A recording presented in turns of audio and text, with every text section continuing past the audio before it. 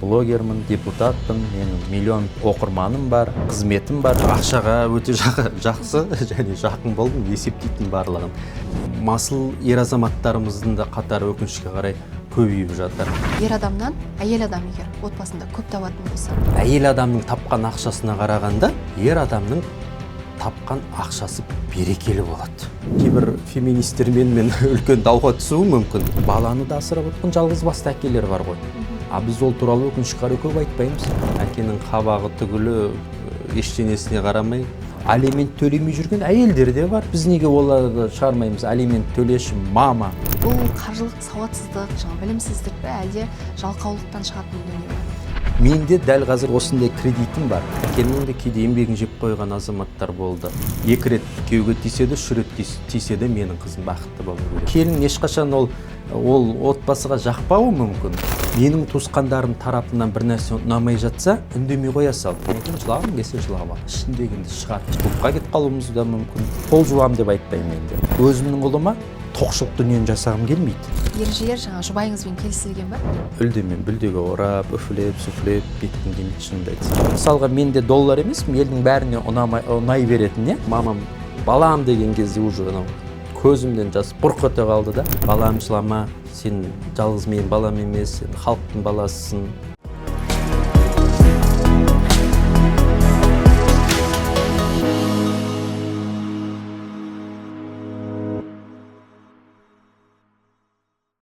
Армысыз құрметті көрермен, Ұждан арнасының кезекті сұхбаты. Бүгін бізде қонақта Қазақстан Республикасы парламенті мәжілісінің депутаты Дәулет Төлеутайұлы Мұқаев. Дәулет мырза, әкелер алаңына қош келдіңіз. Қош көрдік.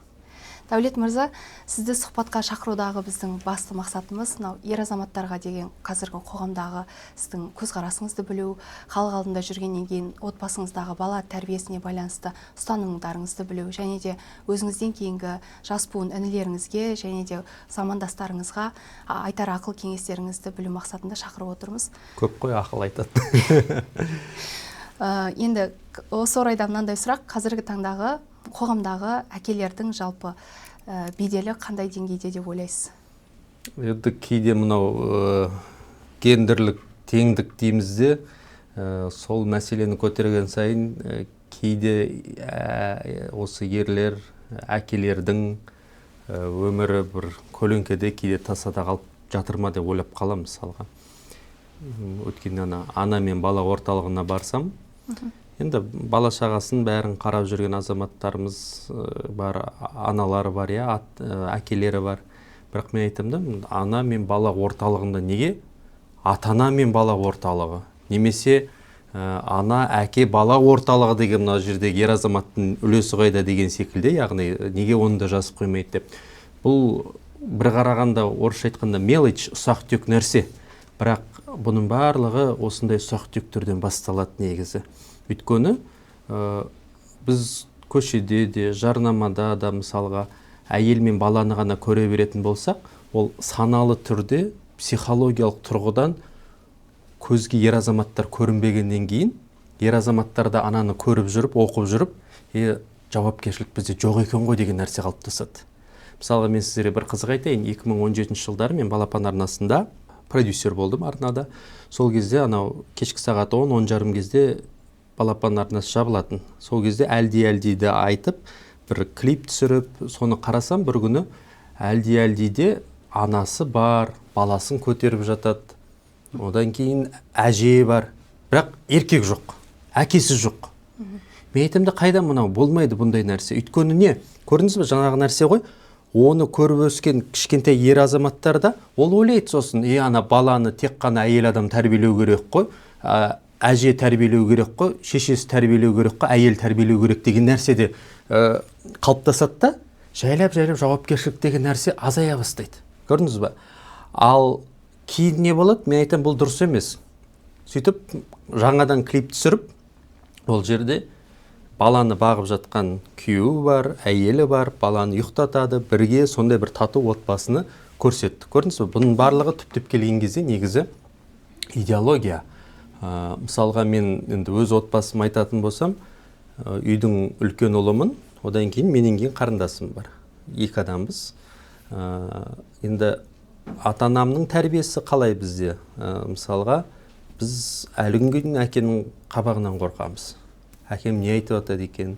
Немесе сол әкемнің көңіл күйі жақсы болған кезде ғана бір нәрсені сұрап, бір нәрсені айтып дегендей, сол әкенің қабағына қарап біз өстік.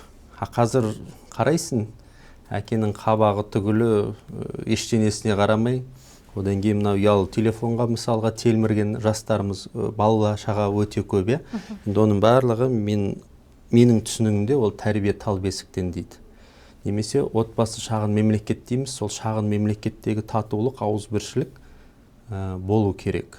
Көрдіңіз бе? Ал өкінішке қарай осындай дүниелер, осындай бір идеологиялық дүниелердің аздығынан қазір бізде ажырасу көп, жалғызбасты аналар көп, одан кейін үй ішіндегі зорлық, зомбылық көп мысалға. Оның барлығы кішкентай кезден басталады. Мысалға менің ұлым бар, қызым бар, мен қазір ұлым айтам да, қызды ұруға болмайды.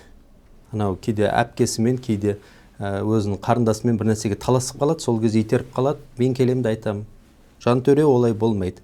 Қыз баланы ұрма, қыз баланы итерме деген сияқты дүниелерді жиі айтқан сайын, қазір жасы 7-де ма? Жоқ, ана кішкентай қарындасы ұлды бүйтіп бір нәрсеге таласып ұрып жатса да тұрады, ол үндемей бүйтіп мысалы үйренді оған. Көрдіңіз бе? Сондай нәрсені біз сіңіре беру керекпіз әр отбасыда. Қыз бала гүл, қыз бала ол нәзік, қыз бала ол ана деген сияқты. Көрдіңіз бе? Сондай әрбір ұл асырап отырған, ұл бағып отырған ата-аналарға осыны айтқым келеді. Бізде кейде не көп жағдайда? Ұл баланың мынау психологиясына тағы бір әсер ететін нәрсе, сен нешінші атамансың? Бірінші атамансың ба? Класста соңғы атамансың ба? Немесе анау сені ұрды ма, сен де сдачаңды бер. Көрдіңіз бе? Осындай нәрсемен біз өкінішке қарай бала кезден бері үйретеміз де, кейін ол отбасыда да, өмірде де алдында қайталанады ол нәрсе. Көрдіңіз бе? Соның салдары зорлық зомбылыққа келіп жатыр мысалға.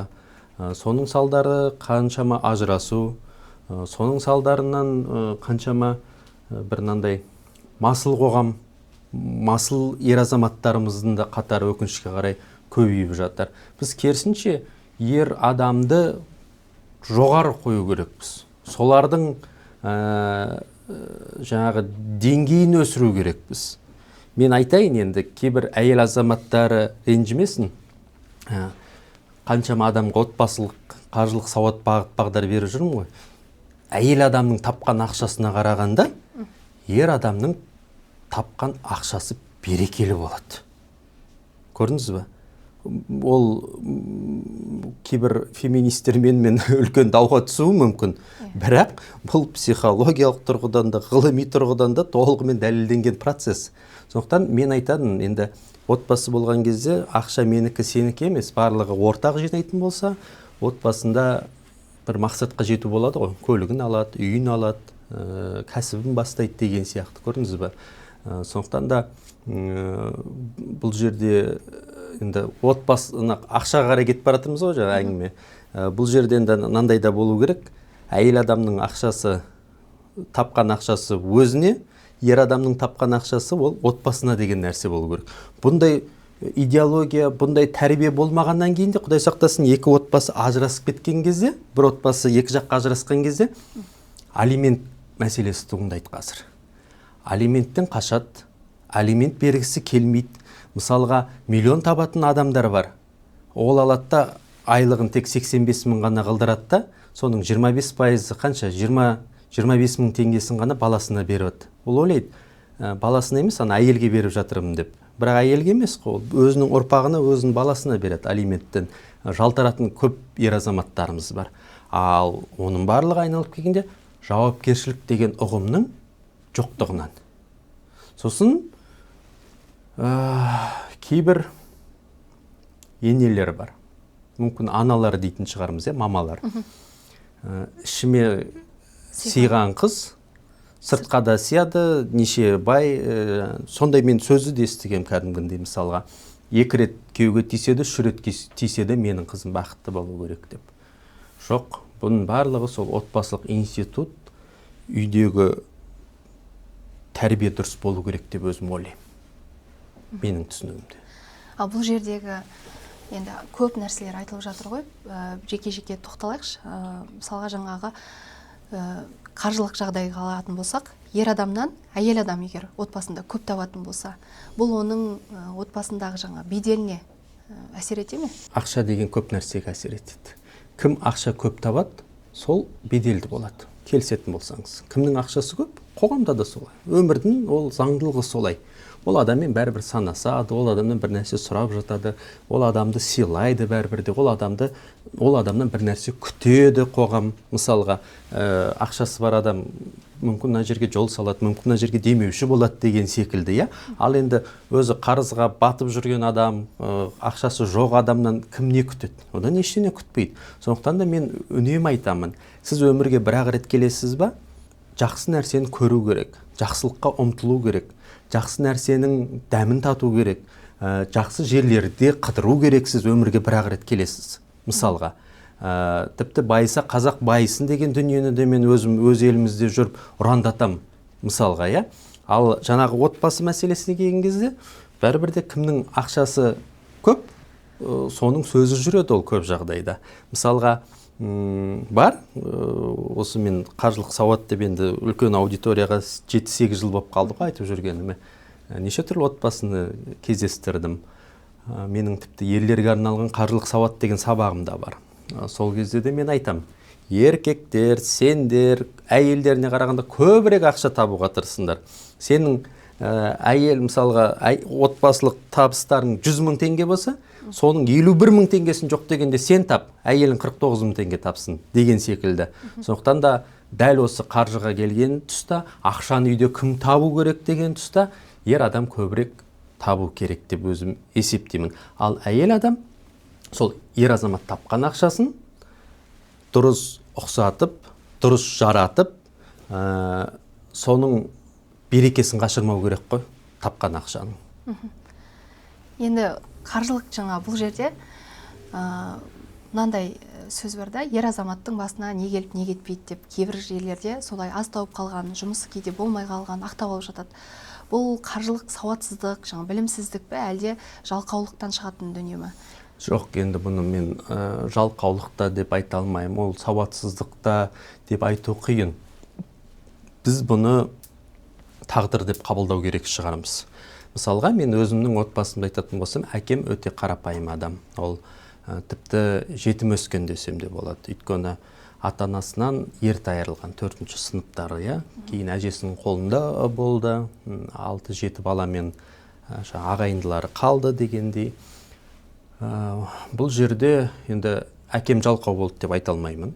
Барлық жерде сол қарапайым жұмыс жасады, ремонт болса ремонт, жер қазу болса жер қазу, ағаш көтеру, ағаш бұтау болса сол жалдамалы жұмыс барлығын жасады мысалға, иә.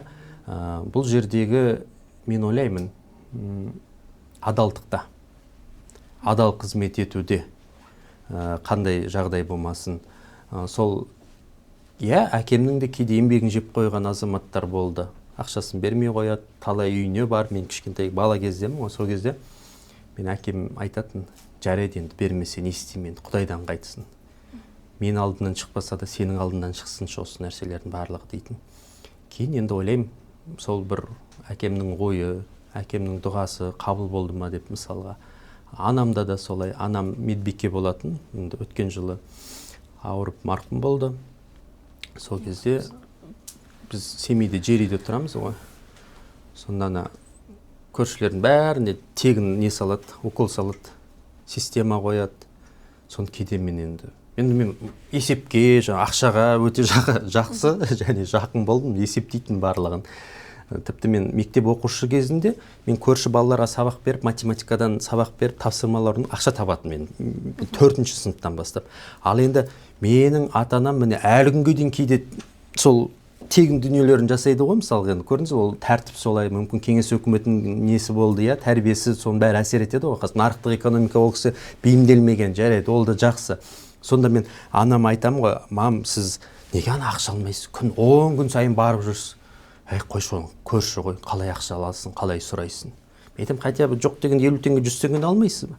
Жоқ, Құдайдан қайтады, Құдайдан қайтсын, сенің алдынан шықсын дейтін сондай бір анау ата-ананың балаға деген дұғасы міндетті түрде қабыл болады деді ғой. Сонда ойлаймын да, енді сондай бір нәрсемен мүмкін қабылда болған шығар енді. Өйткені енді кейде мен әке шешеме сол енді әкеме әлі күнге дейін айтамын, әке сізге мен бір кәсіп ашайын, ана балалар бар ғой, инстаграмда жүргізеді кәсібіңізді, мысалға SMM білетін мамандары бар, одан кейін бір жерді жалға алайық деп сөйткен кезде әкем айтады, сен аман болшы, сен аман болсаң бізді аш қалтырмайсың, сенің амандығыңды тілеймін деп мысалға деймін де, ондай нәрсеге қатты қызықпайды, көрдіңіз бе? Ол сауда барлығының қолынан келе бермейді, мәселе осыда. Бизнес те бәрінің қолынан келе бермейді. Бірақ жаңағы сіздің сұрағыңызға айтатын болсақ, ол нақты ол бір тағдыр. Онда тағдырға маңдайына жазылған дүниеден ешкім қашпайды ғой. Бірақ әрине оны тағдыр деп те отыра беруге болмайды. Адам соған сәйкес әрекетке көшу керек, соған сәйкес өзі нақты бір мақсат қоя білу керек, және де сол еңбек жолындағы Құдайдан бірдеңе күтетін болса, сол адам өзі таза адал болу керек деп өзім есептеймін. Ал ақша табатын, табыс табатын ер азаматтар бар ғой, өздеріне тек қана асыраушы рөлін алады да, мен үйдің асыраушысымын, міне тауып жатырмын ақшаны, ал әйелім міне сен балалардың тәрбиесімен айналыс, үйдің менеджментімен толық сен айналыс деп ысырып қоятын. Ондай ер азаматтарға не дейсіз? Енді арасында маған да кейде тиіп кететін шығар деп ойлаймын. Енді біз жаңағы қызмет, халықпен тікелей неткеннен кейін, одан кейін іс сапарлары бар. Енді бәрібір де сол жауапкершілік ананың мойнында тұрады енді сол нәрсе. Бірақ ол жауапкершіліктің несі 100% болмау керек, бағын айтқандай, тең дәрежеде. Сондықтан барлық әкелерге беретін кеңесім, әр нәрсенің өзінің шекарасы болу керек. Мысалға, маған да айтады, сен не депутат бол, не блогер бол деген сияқты да сын келіп жатады. Немесе сен неге тойда жүресің деп, біздегі кейбір образ дұрыс емес те, сен 24 сағат бойы депутат болып отырмайсың ғой, 24 сағат бойы костюм шалбар болып жүрмейсің ғой. Біз де адамбыз, біз де пендеміз. Жұмыс уақыты жұмысымен, сенбі жексенбі мысалға өзіміздің де демалысымыз бар, өзіміздің де проблемамыз жетеді, мысалға отбасылық туысқандардың деген секілді, ал оны көп адам түсіне бермейді де, сен ана сол образда жүру керексің. Басқа жұмыста да солай мысалға. Ал бастық кейде сол бастық образынан шыға алмай қалады. Ал мен айтар едім, мен мысалға өзіме келетін болсам, жұмыста мен халық қалаулысы мысалға депутатпын. Үйге келген кезде мен әкемін, әйеліме мен ешқандай лауазымды болмаса басқа адам емес, мен әйеліме тек күйеуі мысалға, күйеуі ретінде. Мен әкемнің алдына барған кезде мен бала рөліндемін, көрдіңіз бе? Сондай болу керек. Әр нәрсенің өзіндік бір балансы болу керек, шекарасы болу керек. Бізде ол жоқ қой. Кейбіреулер сол мына жұмыстағы бүкіл ашуын, депрессиясын келетті үйге шашады. Немесе үйдегі отбасылық кикілжіңді достары болмаса басқа жоқ. Ондай емес. Сен сол айқай шудың барлығын жұмыста болды ма, жұмыста қалдыру керексің жұмыс процесінде. Оны сен үйге дейін алып келмей. Немесе үйде болған дүниені сыртқа шығаруға болмайды. Менің тәрбием солай болды. Кезінде анам айтатын, үйдегіні мектепке тасыма, мектепте болғанды үйге тасыма дейтін болды. Бірдеңес айтып жатсам, жап аузыңды дейтін болды. Біз енді сондай тәрбиемен өстік. Мұғалімдікі дұрыс дейтін. Қазір деген өкінішке қарай жұмыс істеу өте қиын болып кетті. Ол мемлекеттік қызметте де, сол мұғалімдерде де, қай саланы, бюджет саласының кез келген бір бағытын қарасақ өте қиын болып кетті. Шыны керек. Барлығы әйтеуір кіріздегіш, болмаса травма деген нәрсе бар. Ойбай балама травма жасайсың деген. Білмеймін, енді біз одан жаман болмадық. Бізді сол травма дей берсек, біз баланы бәрібір де еркінсітіп қоямыз. Үйтуге болмайды. Еркінсіну деген ол қалағанын жасау. Бәрібір сол талап, тәрбие болу керек. Мен де әке ретінде ұрсам, болмаса ұлым айтам, ана қамшыны жейсін, тыныш отыр. Болды, сол бір сөзбен, бір қабақпен үйренді балалар. Одан кейін мен бір қызық тенденцияны байқадым, тіл мәселесіне. Әсіресе Астанада қиын, білесіздер, орысша, қазақша деп жатамыз. Орысша сөйлеп жатады балалар шүлдірлеп. Бірақ мен үлкен қызым қазір 3 оқима. 1,5 жастан бастап пульт ұстай бастады ма, сол кезден бастап ана YouTube көретіндерін бәрін қазақшаға нететін. Қазақша көр, қазақша. Қазір әбден үйренді. Ол сөйтіп жүріп інісін үйретті. Қазір кішкентай 3-ші балам 3-ке толады ғой. Сол не істеді? Сол үйрене бастады. Қазір басқа тіл, орыс тілді көре ме, автоматты түрде қазақшаға қосады. Көрдіңіз ба? А менің оған 4 жыл уақытым кетті. Ана бірінші баланы тәрбиелеу үшін. Қазақта сөз бар, алдыңғы арба қалай жүрсе, соңғысы солай жүреді дейді. Кейбір ата-аналар олай жұмыс істегісі келмейді. Балам тіл орысша шықты ғой, не істеймін мен дейді. Кешіріңіз, үйдегі ата-ана болып, сіз балаңызды бақылауға алмасаңыз, сіздің балаңызды ешкім бақылауға алмайды бірінші кезекте. Көрдіңіз ба? Кейін ол ата-аналар келеді, қазақ мектебін ашып қоясын. Жоқ, менің балама орыс сыныбы керек. Сол, мен түсінем. Орыс болып, ұлты орыс, немесе ұлты басқа болып, орысша класс ашыңдар деп жатса, мен ештен айтпайтын едім. Дұрыс олардікі де. Бір қанымды қарайтатын нәрсе, орыс сыныбын ашыңдар деп, қазақ ата-аналары үнемі әсіресе осы Астанада тамыздың аяғында шу шығарып атады. Мен айтамын ғой, мына балаңыз не үшін ана тілі, ананың тілі деп айтамыз. Сіз өзіңіз үйде шүлдірлеп, болмаса өзіңіз балаңызбен сөйлеспегеннен кейін балаңыз не істейді енді? Еріксіз басқа тілде сөйлейтін болады. Көрдіңіз ба? Сондықтан бұл да бір көріп отқан көрерменге айтатын ақпарат қой. Кесі жаңа қазақи тәрбиені ұстанатын болса да, әйелі ол кісінің орысша болуы мүмкін, біз көп қазақтың жаңа зиялы қауым өкілдерін білеміз, жазушыларын өзінің қазақ шығармасын балалары аударма тілімен оқып жатқан. Енді сондай жағдайға тап болмас үшін бұл жерде тағы да әкенің рөліне келіп тірелмей ма? Бұл жердегі роль бар, одан кейін білесіз, жаңағы шекара бар. Мысалға, халқым, елім деп жүрген азаматтардың барлығы бүкіл уақытын сол халыққа, елге беріп қояды да, ұлтқа дейді де, бірақ өзінің ұрпағы тәрбиесі қалып жатады. Көрдіңіз ба? Сондықтан менің түсінігімде әр нәрсе өзінің уақытымен. Жұмыс жұмысымен, баланың тәрбиесімен, әйелге де көңіл бөлетін уақытымен, жаңалық көретінде, спортында, өзінің денсаулығына қарайтын нәрсе, әр нәрсенің өз уақытымен болу керек. Көрдіңіз ба? Мен қараймын, жаңағы айтып отырмын, бар ұлт зиялылары, қазақ тілі деп қалған азаматтардың немерелерін көрін. Қазақша білмейді. Мысалға. Ол бағанағы әңгіме ғой. Отанды сүю отбасынан басталады дейміз. Ол отбасындағы дүние дұрыс болу керек. Сенің өзінің кіші отбасы шағын мемлекет дейміз. Сенің шағын мемлекетін былығып жататын болса, сен үлкен мемлекетті жақсы нәрсе жасай алмайсың, үлкен мемлекеттердің барлығын өзгерте алмайсың. Көрдіңіз ба? Осындай мәселе бар. Бұл жерде жауапкершілік екі жақта да болу керек, тәрбиеде. Мен ұлыма да, қызыма, 3 балама да мен бізде кіреберісте қазақша шаңырақ жасап қойғам, дизайн арнайы. Кейде болады, бір нәрселер айтып кетеді енді. Давайте дегенге де мен кейде не айтам, үйтіп айтпаңдар, қазақша айтыңдар. Немесе молодец деп жатса да мен айтам, жарайсың деп айт деп. Енді әрине менде кейде айтып кететін жағдайлар болады. Бірақ біздің балаларға мен соны айтып отырамын. Орысша сөйлемеңдер, шаңыраққа қараңдар. Бұл мен қазақпын, сендер қазақсыңдар. Көрдіңіз ба? Осындай нәрсені жайлап бір миға құйғаннан кейін жеңілдейді екен. Енді бір қуанатыным, балалар бізде таза қазақ тілінде сөйлейді, менің балам үшеуі де. Керісінше біз мектепте орыс тіліне аздап қиналамыз. Мен оны нетпеймін, қиналса қинала берсін.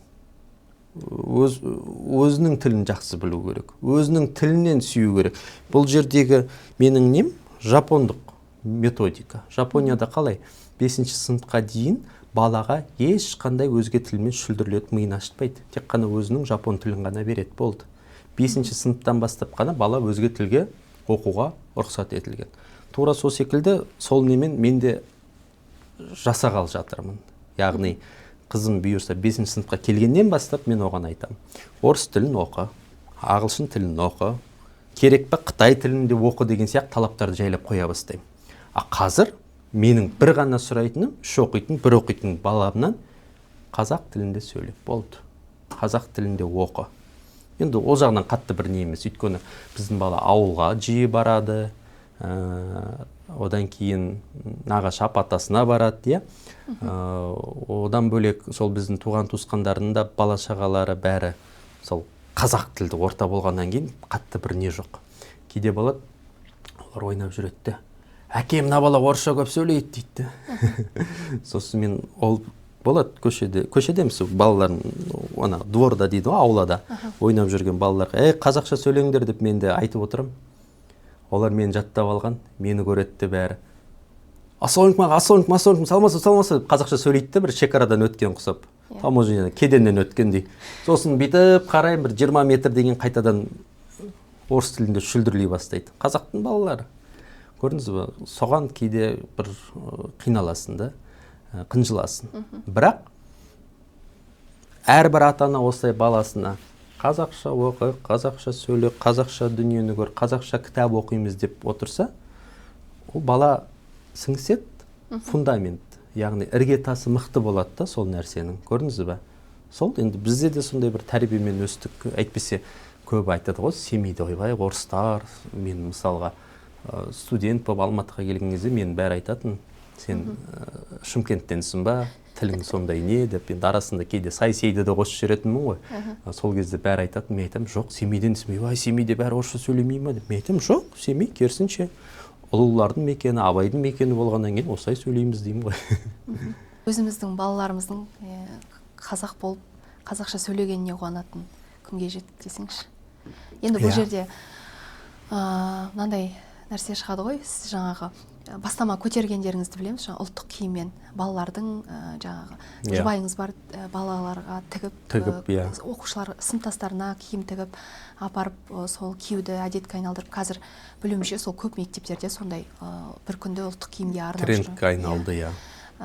Жалпы біздің ұлттық тәрбие деген сіз үшін не, соны айтып беріңізші. Ұлттық тәрбие жалпы қандай болу керек? Жаңа тіл, киім, тағы не дейміз? Ұлттық тәрбие менің түсінігімде ол сенің өзіңнің тарихыңды білу деп ойлаймын бірінші кезекте. Сол ел қалай құрылды, мынау Қазақстан деген, қазақ деген қайдан шықты дегенде, иә.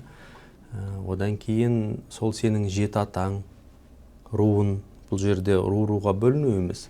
Әрбір азамат өзінің жеті атасын білу. Өйткені біздің қазақтың тазалығы неде? Қанның тазалығында. Мысалға кейбір ұлттар бар ғой, өзінің былай 4-ші атасы, 5-ші атасынан ала беретін, оларды қарайсың, кейін балаларында көптеген кемістік, көптеген нелері бар. Денсаулығына байланысты ауытқулар көп, гендік ауытқулар көп, иә. Біздің артықшылығымыз осы жеті атамызда. Ал енді содан ақ шежіре, содан ақ тарих шыға бастайды, иә. Ол бір. Екінші сол өзінің тілі, салт дәстүрі, салт дәстүрді зерттей келген адам айналып кеп дінге келеді. Мысалға өзінің асыл да ата діні ислам, мұсылмандыққа мысалға келеді. Осыдан бастау алады деп ойлаймын. Әкеңіз туралы айтып өттіңіз. Бізде әкелер алаңы, енді сол әкеңіздің бүгінгі осындай дәулет болып қалыптасқаныңызға қандай әсері болды? Өмірлік айтқан қандай әңгімелерін сіз ұстаным етіп отырсыз? Енді мен сабақ жақсы оқыдым, спортқа қатты көп бара бермейтінмін. Бір күні әкем 7-ші сыныпқа келген кезде айтты, балам, сен біліммен қатар спортты да ұмытпа, күреске барасың, бару керек.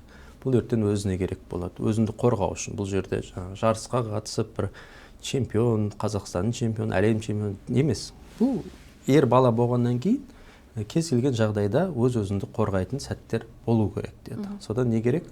7-ші, 8-ші, 9-ші 3 жыл бойы кәдімгі мен күреске қатыстым. Әлі күнге дейін ол орысша айтқанда прием дарды жақсы білем негізінде. Ол енді өзіме керек нәрсе болды. Қорғану мақсатында. Одан кейін әкем айтатын, шаман келмей ма? Енді біз ер бала болғаннан бәрібір төбелес болып қалады, кейде ерегес болып қалады мысалға, шаман келмей ма, өзің бастама дейтін маған. Ал енді өзің бастасан, сен бәрібір кінәлісің дейтін. Немесе шаманға қара дейтін. Иә, болды, мектеп кезде де бір үлкендерден бір таяқ жеп қалған, таяқ жеп дегенде жаңағы быт-шыт қанап, көкала қойдай емес енді. Бір-екі ударлар өткізіп аласың ғой, бетке, денеге деген сияқты мысалға. Сондайды айтып жатсам, әкем айтатын, немене қолың сынды ма, өлдің ба, тірісің ғой. Шамаң жетпей ме, нем бар енді омен төбелесіп. Енді жоғары сынып деп мен кейде айтамын ғой, ол кезде мен 8 оқимын мысалы, 10 сыныптың баласы деп сөйтіп айтып жатсам, шаман келмей ме, нем бар енді, тыныш жүрмейсің ба деген сияқты, көрдіңіз ба? Сондықтан осындай сәттерде әкем жаңағы спортқа қатысты бір мотивацияны ашты мысалға. Енді сол өзіңді қорғану мақсатында болды, енді бір университетте де сондай бір жағдайлар. Бірақ сол күрестің әдісін пайдалану арқылы мен жеңдім десем де болады. Енді егер мен ойлаймын, кейде күреске қатыспағанда мүмкін мен жеңіліп қалатындай едім деген секілді сондай жағдайлар бар. Одан кейін әкемнің үнемі айтып отыратыны жаңағы, енді өте қарапайым азаматтар. Анам да, әкем де, олардың үнемі айтатыны маған осы күнімізге шүкір дейді. Шүкір еткен сайын Алла тағала айтады, арттырам дейді. Соғыс жоқ, балам шүкір кезінде. Білем мен, әкем 95 жылында Абай атамыздың 150 жылдығында, биыл 180 жылдығы ғой, сол 150 жылдығында 100 мың теңге премия алып, сол нелер жасайтын, ағаш бұйымдарын жасап, сол кезде бір көзге түсіп, әкем премия алған, сол айлығы бар, бәрін қосып, сол 100 мыңға үй алдық, жер үй алдық. Жатақханадан жер үйге көштік. Жер үйде свет жоқ, ол кезде 95 жылдар, мен 3 жастан ойлаңыздаршы, майшаммен отырамыз. Одан кейін төсек те жоқ болды ол үйде, матраспен барып мысалға сондай бір қиыншылықтарды көрдік те. Ол кезде дүкеннің өзінде де ден дұрыс азық-түлік жоқ, мен есімде. Мен айтып отырмын ғой, мен 5 жас, 4 жастан бастап өте бір зерек болдым, мақтанғаным емес, әсіресе ақшаға. Бәрін санап, бір теңгеде кімнің суреті, 3 теңгеде, 5 теңгеде кімнің суреті, әлі сол көз алдымда мысалға. 20 теңгеде Абай атамыз, 10 теңгеде Шоқан Валиханов деген сияқты. Соның барлығы мен есептейтін, сонда мен дүкенге жіберетін, 4 жас, 5 жаста. Сонда дүкенге барасың, нанның 2 ғана түрі бар. Ақ нан, қара нан. Ақ нан кішкене қымбатырақ жүреді. 3 теңгеге ма, 2 теңгеге. Қаранан сәл арзанырақ мысалға. Қазір қараңызшы, дүкенге барсаңыз нанның 4 түрі бар. Түрлі формада мысалға. Қазір шүкір тоқшылық заман, тыныштық заман. Бұрынғыдай жарық өшіп жатпайды, болмаса басқа да емес. Бірақ шыдамсыз адамдар көбейіп кеткен бе, сабырсыз адамдар көбейіп кеткен бе, одан қалса бір нервный адамдар көбейіп кеткен бе деп ойлаймын, енді білмеймін. Сондықтан әр заманның өзінің бір плюсы минусы бар ғой. Сондықтан енді өмір болғаннан кейін бәрібір сол күресу керек. Өмір болғаннан кейін жаңа айтқандай жақсылыққа қарай ұмтылу керек адам. Таңдау, сенде үнемі 2 таңдау бар ғой. Ақ бар, қарасы бар дегендей, иә. Немесе дұрыс жол бар, бұрыс жол бар мысалға. Қай жолмен өзің жүресің, ол сізге байланысты мысалға. Пышақты мен қазір қойсам, біреу оны қару ретінде мысалға, иә, адам өлтіремін де мысалға. Сондай көзқарас болуы мүмкін. Ал мен мына пышақты қойсам, мына пышақпен тамақ пісіруге болады ғой, иә. Оны сатуға болады ғой деген сияқты, аспаз болуға деген сияқты бір пышақтың жақсы нәрсесін ойлауға болады. Көрдіңіз бе? Тура сол сияқты да өмірде де солай. Өзіңіздің, мен үнемі айтам, өз өміріңізді күл қылатында тек өзіңіз ғана. Басқалар жай себепші болуы мүмкін. Бүгінгі сіз бен біздің әңгімемізден біреудің ойы өзгеруі мүмкін жақсылыққа қарай. Қалған жағдайдың барлығында өз өміріңізді өзіңіз істейсіз. Ал мемлекет тарапынан мен айтатыным үнемі, мемлекет сіздің, яғни біздің тыныштығымызды қамтамасыз ету керек, билік. Одан кейін денсаулығымыз, одан кейін білім болды. Қалған осы 3 нәрсе бар ма, ары қарай адам өз әрекет ету керек. Көрдіңіз ба? Шүкір, заманымыз тыныш, ертеңгі күніміз жоспарлай аламыз. Тіпті 1 ай бұрын, 2 ай бұрын мысалға тойға шақырып жатады, барам деп айта аласың. Немесе 1 айдан кейін наны бастайын, 1 айдан кейін жұмыста отпускіге шығам деп, оны да жоспарлай аласыз. Құдай сақтасын, елдің ішінде бүлік болып жатса, сыртында бүлік болып жатса, оны сен ешқашан жоспарлай алмайсың. Мысалға отырасың, бір қорқынышпен ертең не болатынын білмей отырасың. Ертең басыңызға дрон келіп оқ тиіп кетіп өліп кетем бе деп ойлап отырасың. Құдай сақтасын. Сондықтан да жаңағы әкемнің үнемі айтатыны шүкіршілік. Бұдан да қиын кездер басымнан өтті ғой дейді. Өйткені мен жаңа айттым ғой, әкем жетім өскен. Ол көп тағдырдың тауқыметін көрген, мысалға, иә. Ол жетімдіктен бөлек жаңағы қоғамдағы, енді қазіргі тілмен айтқанда буллинг қой сол, мысалға, мынау жетім ғой деген сияқты да сондай нәрселерді де арасында бір естіп қалатын жағдайлары болған, мысалға, иә. Жаңбырлы күннен кейін күн шығады дейді. Енді әкем көп қиыншылық көрді, анам да өзінің қиыншылықтары бар, мысалға. Енді ойлаймын, сол қазір енді анам марқұм болып кеткеннен кейін, сол әкем қалғаннан кейін сол жақсылықтың барлығын әкем көрсеткен деймін. Сол шетел болса шетел, денсаулық болса жаңа денсаулығын қарап, уақытымен әке не киесіз, не жейсіз деп, мысалға, сол баланың перзент ретінде әкеме сол нәрсені мен көбірек берсем екен деймін. Ал енді осыны көріп өсіп келе жатқан ұлым сол нәрсені бәрібір де ол бойына сіңіреді. Мысалға, иә. Тіпті қазір ол ата деп тұрып, мысалға, атасын сағынып кәдімгідей атасына қамқорлық танытып жатады. Ал егер де мен әкеммен араздасып десем деп отыратын болсам, ертеңгі күнде ол да мені алдыма келеді. Көрдіңіз ба? Сондықтан осыны қазақ бір сөзбен жақсы айтады. Өгіздің басына келген күн бұзаудың да басына келеді дейді, мысалға. Бұның барлығы сол бір анандай жазылмаған дала заңы ғой. Үндемей сол отбасында қалай қарым-қатынас болады, сол қарым-қатынас сенің де алдынан шығады. Одан кейін сол ата-ананың дұғасы ғой, баланың өсуі, баланың жетістікке жетуі, баланың жолы болуы ең бірінші кезекте ата-ана. Сен сол ата-ананың алғысын аласың, сенің жолың ашыла береді, ашыла береді.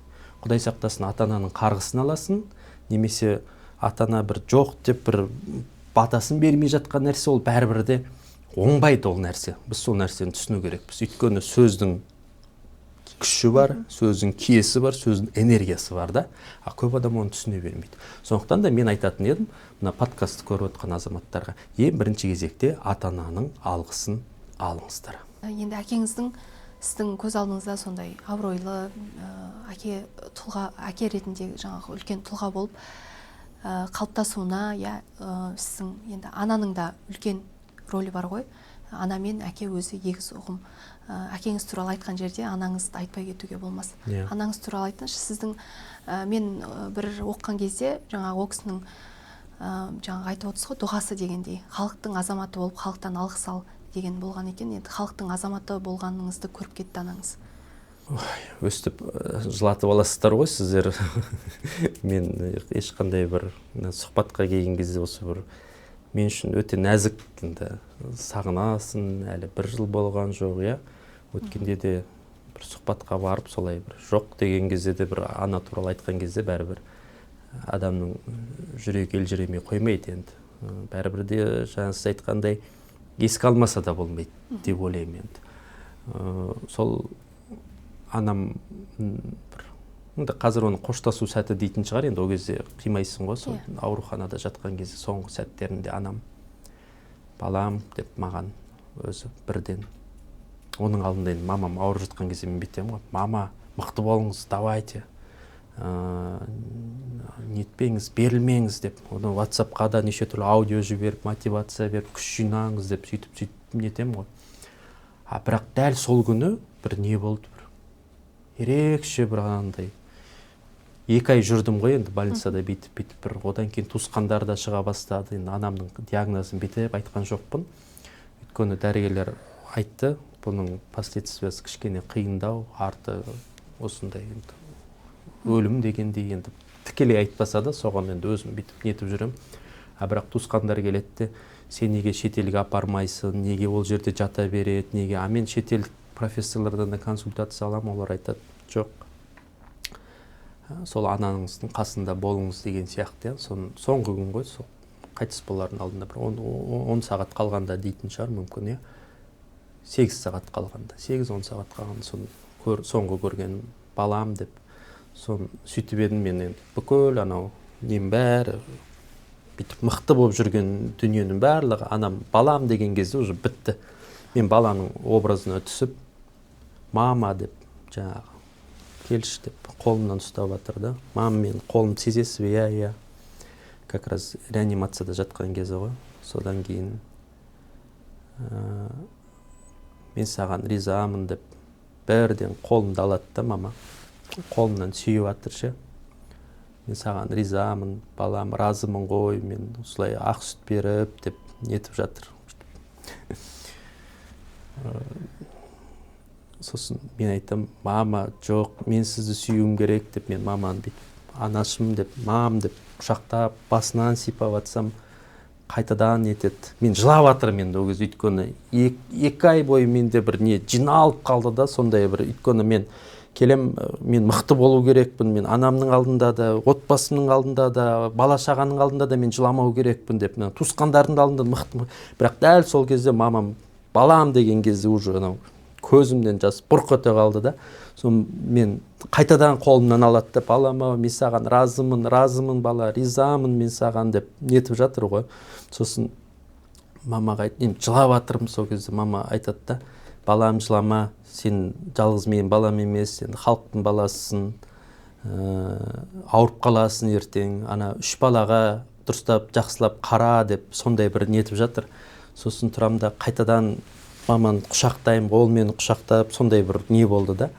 Кейін дәрігерден де ештеңе айта алмады, оның алдында кіргізбейтін мені. Енді олар да мүмкін сезеді ғой енді. Қайта-қайта 1-2 рет есікті ашты, енді әлі тұрсыңдар ма деген, бірақ ештеңе айтқан жоқ. Сосын мен тұрамда анам бүйтіп аяғын ұстап, мам, сезіп жатсыз ба деймін де, аяғын жыбырлатыңызшы деп қоям, иә, сезіп жатырмын деп. Сондай бір не болды енді, қоштасу, жаңағы мен айтам ғой. Енді кейде ойлаймын, мені бір жеңілдеткен, босатқан нәрседе осы анамның алғысы, разылығы ма депші. Егер мен, енді ол кезде біз жұмыс кезі, отпуск кезі ғой, мен мысалға Түркияға билет бәрін алып қойғам. Оның барлығын отмена бердім. Сонда анам айтады, бар, сен жассыңдар ғой, демалыңдар. Мен айтам, мама, жоқ, сіз үшін мен барлығын отмена жасадым, сіздің қасыңызда болам деп. Сонда мен кейде ойлаймын, жарайды енді жастықпен бір сол Түркияға кетіп қалған кезде, мен сол жақта жүргенде анам қайтыс болып кеткенде, мен ондай бір ішімде бір анандай күйіп, өкініш, өзек қалып қалатын еді деймін де мына жерімде, көрдіңіз ба? Сондықтан да мені бір босатқан, әлі күнге дейін бір жеңілдететін нәрсе сол анамның алғысын алу, анамның разылығын алу. Енді екінші разылық қалды, сол әкемнің разылығы алу мысалға. Бізде білмейміз ғой, қанша өмір сүретінін, мен қанша өмір сүретінін білмеймін, әкем қанша өмір сүретінін білмеймін, бірақ осы бір өмірде татулық, түсіністік, сыйластық болу керек. Әкеңіз қазір қолыңызда, иә? Енді осыны көп адам сұрап жатады. Анам менде орысша оқыған, бірақ қазақи тәрбиемен, енді орысша оқыған бір жаңағы артықшылығы бетке айтады ғой бірден. Ұнайтын нәрсе ұнайды, ұнамайтын нәрсе ұнамайды деген сияқты. Енді ол қасиет менде де бар, барды бар, жоқты жоқ деп айтып үйреткен. Сол анам үйленген кезде қайтадан айтты, балам, сендер бөлек тұрасыңдар деді. Мен айтам, бірге тұрайық деген жоқ. Біз әзірге жаспыз. Жас келінмен бір ас үйде 2 қошқардың басы бір қазанға сыймайды деген сияқты, олай болмасын. Әркімнің өзінің ыдысы болу керек, әркімнің өзінің территориясы болу керек деп, бірден анам әу баста айтатын, мен үйленбей жүріп айтатын мысалға. Кейін енді біз бәрібір Алматыға көштік, Алматыға келген жоқ, сосын Астанаға көшірдім. Астанаға көшкен кезде де мен айттым, бірге тұрайық деп. Жоқ, онда көшпейміз. Сен үй ал, содан кейін барып біз сол үйге көшеміз. Басқа үй алып беретін болсан деді. Сөйтіп барып, әйтеуір көшірдім ғой, бірақ енді бір көшенің бойындамыз.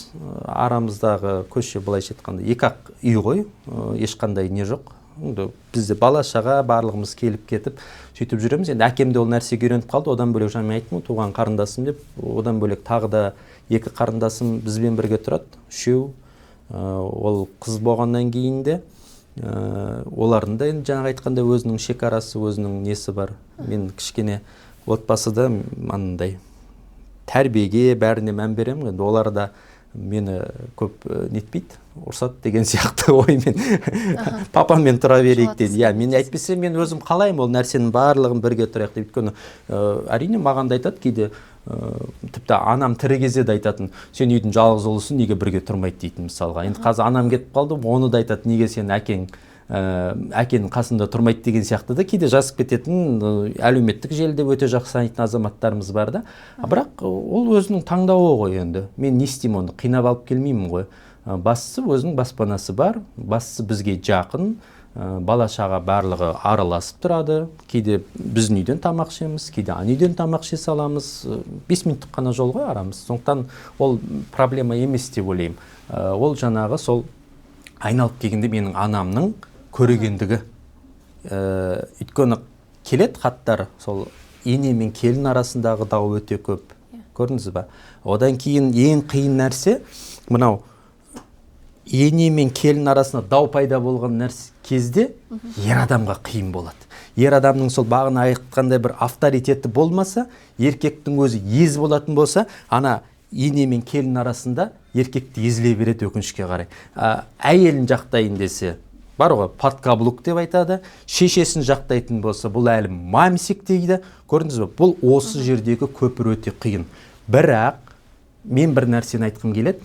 Ер адам, еркек осындай жағдайда көпір бола білу керек. Иә, анамдікі де дұрыс, әйеліндікі де дұрыс деген сияқты соның бір ортақ шешімін тауып, сол жерде анасымен де тікелей сөйлесе алатындай, әйеліне де бетіне тікелей айта алатындай. А бізде көп жағдайда осындай таңдау қиын ғой. Одан кейін әйелін таңдап кетсе бітті, мынау әйелінің сөзін анау дуалап алды деп біздің қазақ міндетті түрде сондай сөзін айтып жатады. Енді біздің отбасыда қалай болды? Мен әйел алдым, енді көршім бұрыннан бері танитын, ол жағынан енді мүмкін мен бір плюсте шығармын. Бала кезден бері бір танимыз да. Менің ата-анам барлығы бала кезден бері таниды. Тіпті менің анам екеуі құда-құдағилар, дос, подружка десек те болады, құрбы. Сол кезде енді мен бәрібір айтам да әйеліме, Лаура, егер де бір менің туысқандарым тарапынан бір нәрсе ұнамай жатса, сен ол адамды бетіне айтпа. Бірінші маған айт. Көрдіңіз бе? Сен үндемей қоя сал. Проблемам маған айт. Кейін мен өзім шешем. Егер мамамен де бірдеңе болып жатса, мен түсінем. Ол келін ешқашан ол отбасыға жақпауы мүмкін. Немесе келін қыздай болмауы мүмкін. Бірақ осы тұста ер азамат осы бір жауапкершілікті де алу керек. Сонда мен айтам, егер ұнамай жатыр ма, үндемей қоя сал. Мысалға, тағы да мынау психологияда бар, мысалы, қайын сіңілі деген бар, қайнапайлар мен келіннің несі қиын араласып кетуі. Ал егер де оның інісі, ағалары болса, ол тез тіл табысып кетеді мәселе осыда да. Енді менің де қарындасым бар, оның да өзіндік бір мінезі бар. Мен айтам да, егер сол сенің қайын сіңілінің мінезі ұнамай жатса, оны да маған айт, мен өзім сөйлесем. Көрдіңіз бе?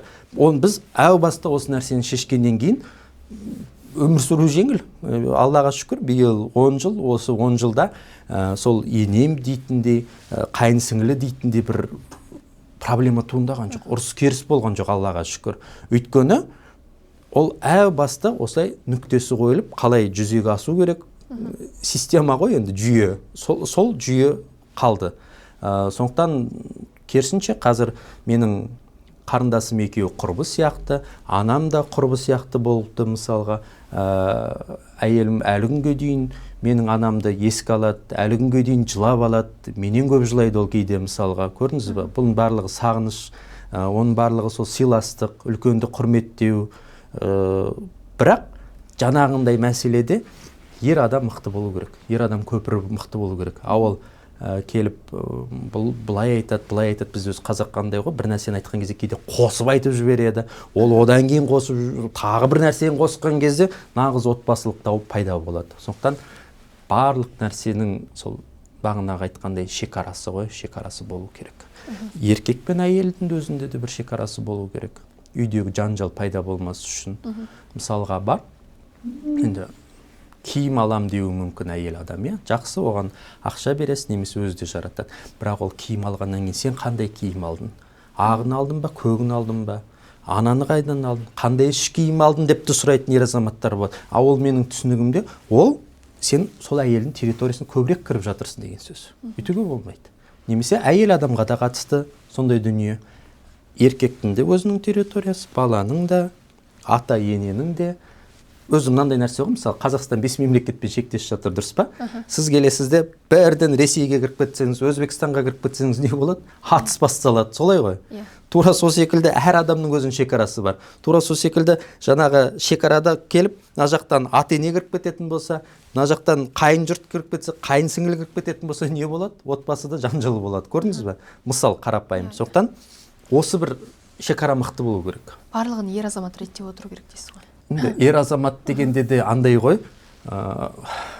ер азамат айтып отырып, бірақ санасыз адам болса да ол қиын да, мысалға.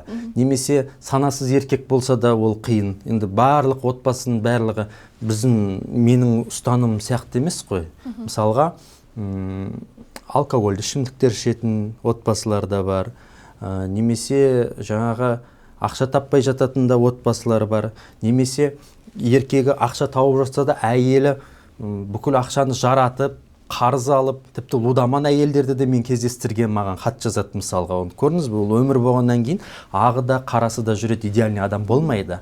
Бірақ та сол жауапкершіліктің әйел мен ерге бөлген кезде 50-50 деп 51% ер адамда болу керек. Отбасын асырайым, отбасының қорғаны бола білу керек.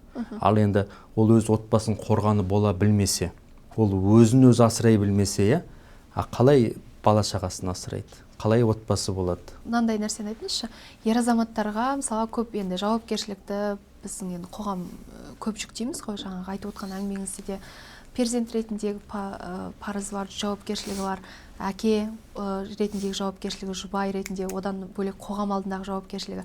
Ал әйел адамдар мұндай жағдайда сырласатын достары бар, құрбылары бар, әңгімесінің барлығын ашық айтады, жылай алады деген сияқты. Ер азаматтарға бізге қоғамда жылауға болмайды, ер азаматтар көп ашылып еш нәрсесін айта алмайды, көмек сұрай алмайды деген сияқты. Енді ол да бір жай стереотип сияқты. Өйткені сол іште сақтағаннан кейін ер азаматтарды көбінесе инсульт көп, инфаркт көп, мысалға.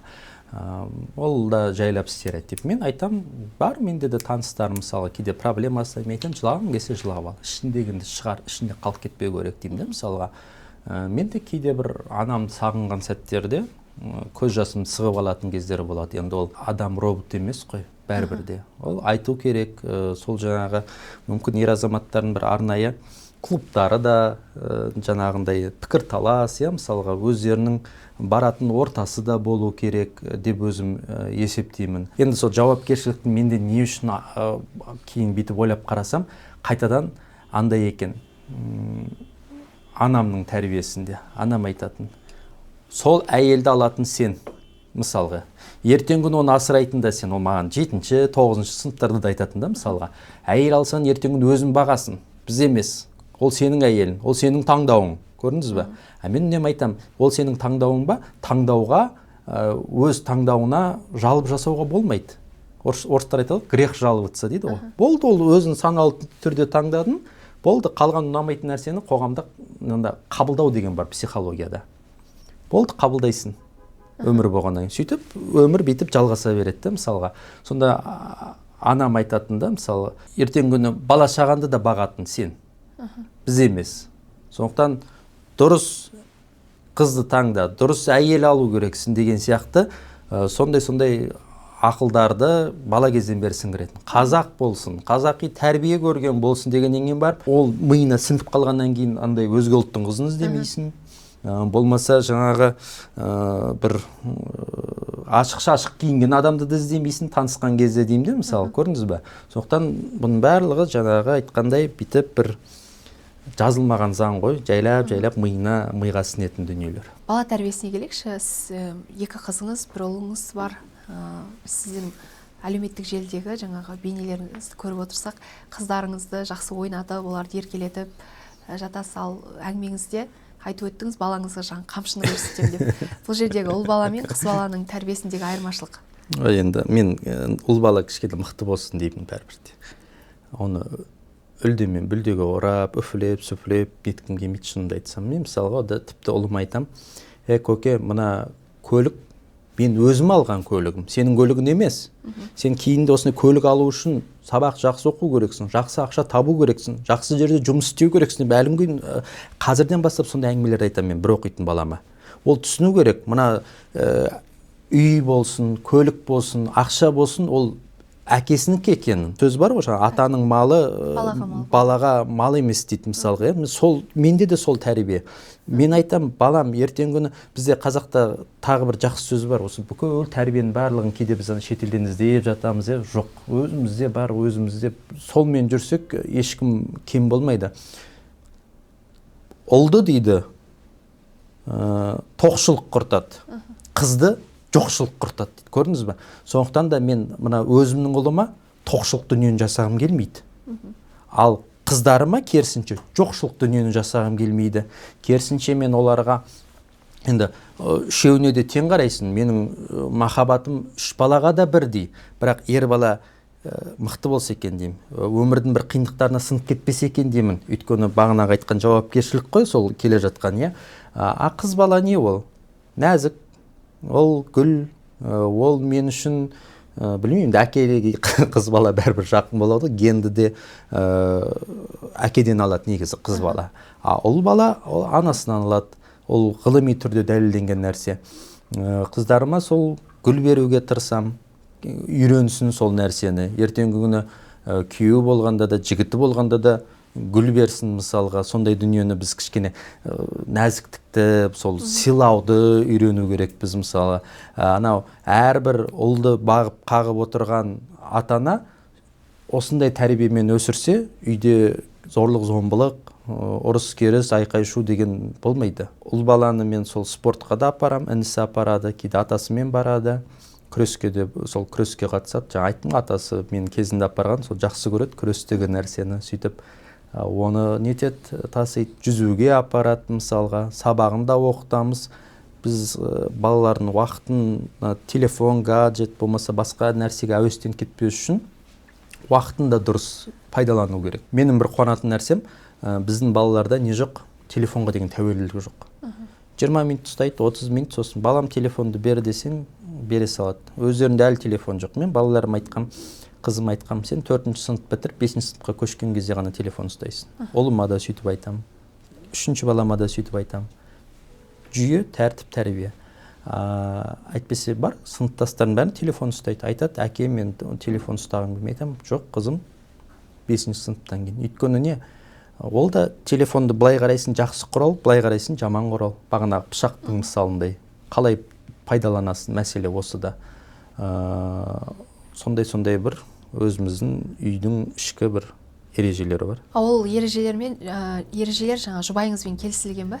Иә, келісілген. Балаға қатысты дүниенің барлығын біз өзіміз келіскенбіз. Одан кейін мынау отбасы болған кезде де бірден сіңісу қиын ғой. Сен өзің 20-25 жыл бойы өз тәрбиеңмен жүргенсің, басқа адамның тәрбиесімен жүргенсің, ата-ананың, не? Ана жақта қыз келеді де, ол да 20-25 жыл өзінің тәрбиесімен бітіп келген. Екі түрлі тәрбие бетіп сіңісіп, ортаға бір жолға түсу үшін де уақыт керек. Ол үшін де бірін-бірі түсіну үшін мен үнемі айтам, жаман адам жоқ. Түсінбейтін адамдар бар. Мысалға, менде доллар емес, елдің бәріне ұнай беретін, не? Менің де өзімнің хейтерлерім бар, мені де жек көретін, ұнатпайтын адамдар бар. Неге? Өйткені арамызда түсінушілік жоқ. Егер де сол бір-бірімізді түсінетін болсақ, арамызда реніш болмаса, бір өкпе болмаса, жаңағындай негатив болмаса еді. Көрдіңіз бе? Мәселе осы да. Ал менде әйеліммен басында келістім мысалға. Менің мінезім осындай бұрқылдақ, шайнек сияқты тез-тез қайнаймын, сосын тез-тез басылам деген сияқты. Мен қайнап атқанда сен де қайнама, сен үндемей қоя сал. Кейін барып мен ана басылғаннан кейін барып сен сөйле деген сияқты. Сондай бір дүниелер бар. Оның барлығы қазір қарап отырсақ, отбасылық гармония, орысша айтқанда үйлесімдік болу керек. Жаңа айттым ғой, шүкір 10 жыл болды. Менің ойымда бір екеуміз жанжалдасып ұрысқан бір төбелес, құдай сақтасын, ондай мүлдем есімде жоқ. Мысалға үйдің шаруасына келгенде де енді ыдыс аяқ жудым деп мақтан бір өтірік айтпақ қояйын, ыдыс аяқ тең жуамыз деген сияқты. Кейде тамақ істеп жатқанда көмектесе салам, бір нәрсені аршу, турау, қоқыс шығару, үйді пылесостау, мысалы пол жуам деп айтпаймын енді, еден жууды, бірақ шаң сорғышпен көмектесем үйдің қызметін. Жаңа айттым ғой, мен ойбай, менің қызметім мынандай, мен мысалға блогермін, депутатпын, менің миллион оқырманым бар, немесе мен міне қызметім бар деп үйтпеймін. Үйге келгенде әркімнің өзінің сондай бір миссиясы болу керек. Ал бір қызық сұрақ қояйыншы сізге. Сіз үйде қоқыс төгесіз ба? Мен мысалға алдында оқыдым бір жерден, ер азаматыңа қоқыс төктіру ол жаңағы оның абыройын түсірумен тең деген. Ой, бос сөз ол.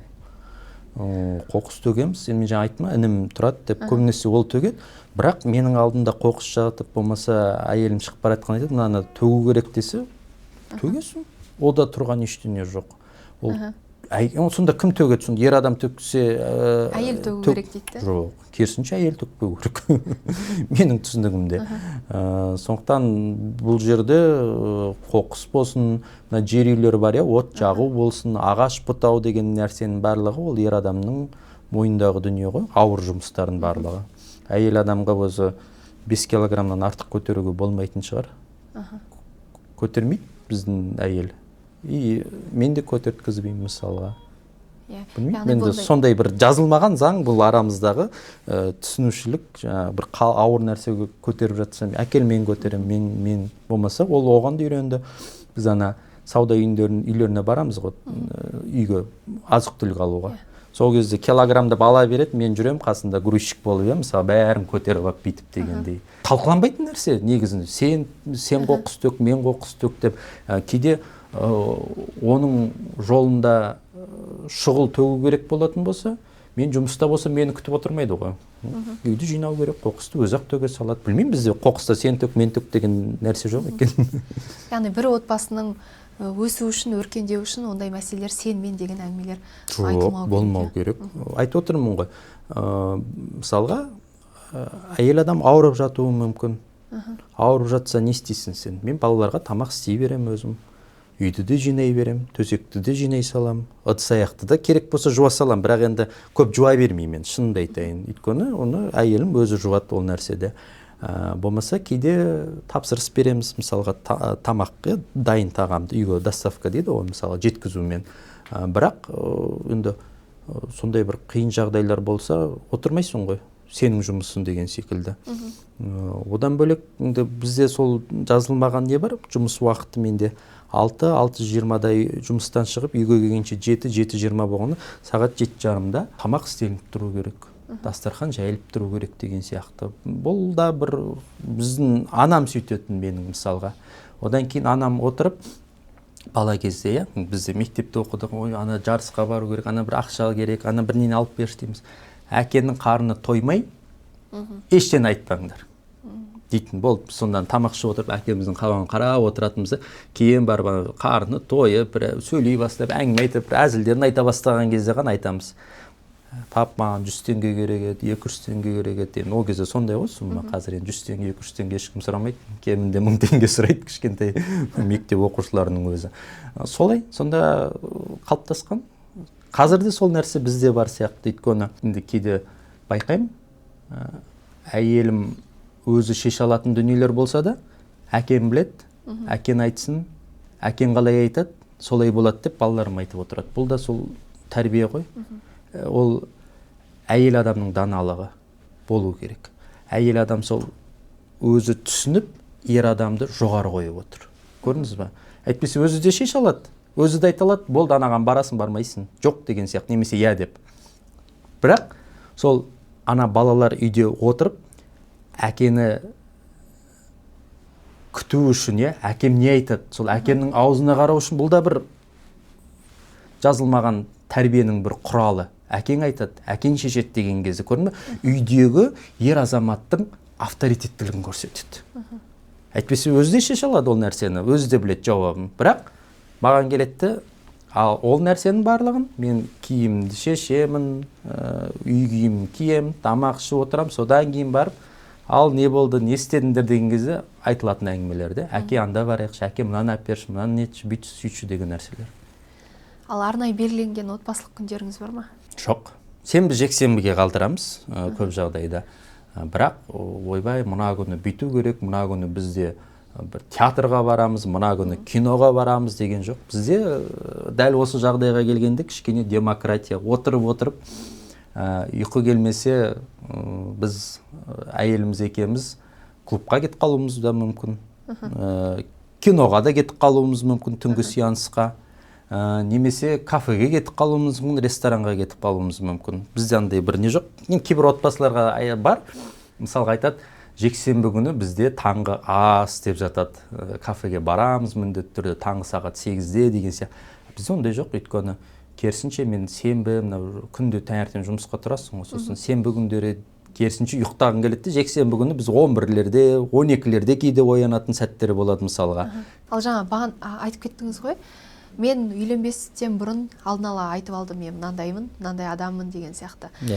Сол қалай болу керек, соны айтып кетіңізші, жаңа өзіңізден кейінгі інілеріңізге. Жоқ, енді ол анандай ғой.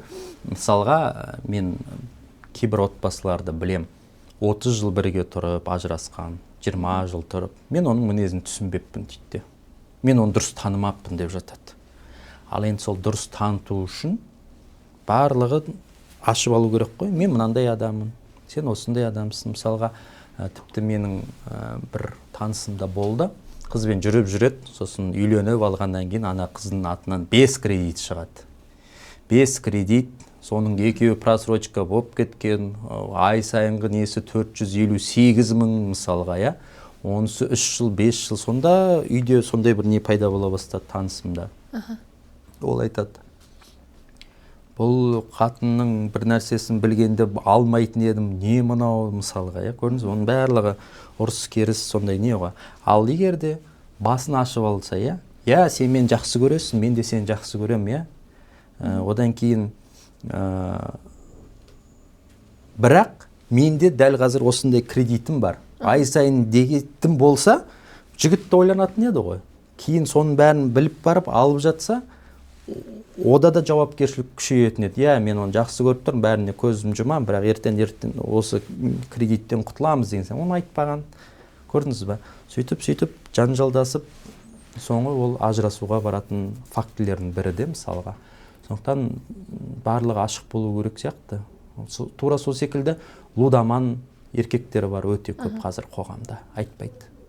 Оның ата-анасы ойлайды, о, менің балам. Ата-ана үшін бала әрқашан періште ғой, әрқашан бала ғой. Бірақ неше түрлі ер азаматтары бар. Телефон шұқылап отырып, көп ойлайды, онлайн жұмыс жасап отыр деп мысалға. Соның барлығы отбасында кикілжің болмас үшін барлығы ашық болу керек. Енді мен жаңа айттым ғой, мен мүмкін бір плюсім, мен әйелімді бала кезден бері жақсы танимын. Екеуміз аулада өстік.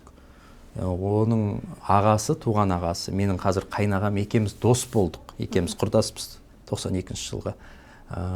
Сөйтіп жүріп, енді аулада ойнап жүріп, ғашық болып қалғанмын ғой. Бала кезден бері танитын да енді. Ал жаңағындай нәрселерін танымағаннан кейін болып жатады ғой. Бәрі танысады, бітті, ғашық болды, өлдім, сүйдім, күйдім дейді де, сосын күйіп жатады артынан. Үйтіп болмайды, барлығы ашық болу керек. Әкелердің беделін арттыру, әкелер институтын қалыптастыру үшін қандай әлеуметтік бағдарламалар керек деп ойлайсыз біздің қазіргі қоғамға? Енді бағына бағдарламаның басында айттым ғой, тек қана барлық жерде ана мен бала деген әңгіме болмау керек. Одан кейін мына бір неге де мен нетем, бір баланың суреттерін қояды, әке алимент төлеші деп тұрып, қайтадан сол ер азаматтарды бір бишара жарнама жасап қояды. Ол да дұрыс емес психологиялық тұрғыдан. Керісінше сол жаңағы әкелердің, ер азаматтардың мықтылығын көрсететіндей, болмаса мықты отбасылар бар ғой, соларды біз көбірек дәріптеу керекпіз. Соған сәйкес, осы сияқты болам дейтін, ол да психология ғой. Сен қалай не ойлайсың? Әр адам өз ойының жемісі дейді. Ойыны қандай жеміс ағашын егесін? Күшті ексен, күшті нәрсемен жүресің да мысалға. Ал егер жаман негативті миына қондырсаң, айналаңда соның барлығы негатив болады мысалға. Сонда жаңағындай билбордта әке алимент төлеш. Бірақ кешіріңіз, сот арқылы жауапкершілік әкеге өтіп, баланы да асырап отқан жалғыз басты әкелер бар ғой. А біз ол туралы өкінішке қарай көп айтпаймыз. Алимент төлемей жүрген әйелдер де бар. Біз неге оларды шығармаймыз? Алимент төлешім, мама, анашым деп. Жоқ, алатты еркектерді шығарып қойды. Әрине статистика бойынша көп шығар алимент төлемейтін, бірақ мынау қоғамда ондай нәрселер жасалмау керек. Барлық ақыр біз сол тең деп жатырмыз, сол гендерлік саясат деп жатырмыз да, дәл осы жағы да теңдік болу керек. Одан кейін мынау әкелерге қатысты мүмкін фильмдер, идеологиялық фильмдерде көбею керек шығар.